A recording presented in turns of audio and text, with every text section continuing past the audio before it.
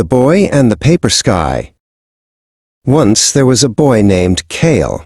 He had a bright blue cap, a red striped shirt, and a favorite toy airplane that could zoom through the air.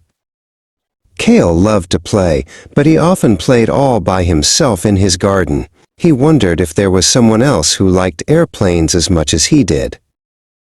"I think today is the day," Kale whispered to his airplane. "Today we are going to find a friend." Kale walked to the edge of his garden and looked over the tall wooden fence.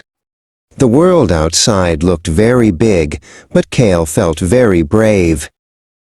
Kale marched out of his gate and into the tall, wavy grass of the meadow. He looked under giant mushrooms and behind round, gray rocks. "Hello?" he called out. "Is anyone there?" But only a grasshopper hopped by to say hi.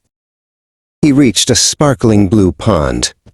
Kale knelt down and looked at his reflection in the water. He saw his blue cap and his red striped shirt. He wished the reflection could jump out and play, but the water just stayed still and quiet. Kale walked further until he reached the great oak tree. It was the biggest tree in the whole world, with branches that reached for the clouds. Suddenly, Kale heard a soft crunch, crunch, crunch in the leaves on the other side of the trunk. On the other side of the tree, another boy was hiding. His name was Soren. Soren had messy, curly hair and wore a cozy yellow sweater. He was holding something very special in his hands, a perfectly folded white paper boat. Kale stepped around the tree and saw Soren. Both boys froze. Kale looked at Soren's paper boat, and Soren looked at Kale's toy airplane. For a long moment, the only sound was the rustling of the leaves above them.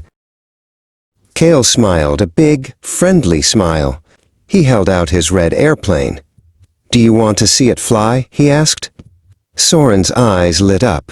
He stepped forward and showed Kale his boat. "Do you want to see if mine can float?"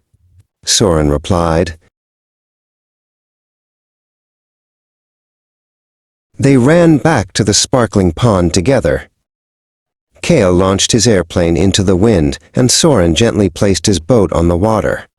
They cheered as the plane soared high and the boat sailed fast. The meadow didn't feel lonely anymore. As the sun began to set, turning the sky into a painting of pink and orange, Kale and Soren sat together on the hill. They were tired from playing, but they were very happy. Kale had found exactly what he was looking for, a brand new best friend.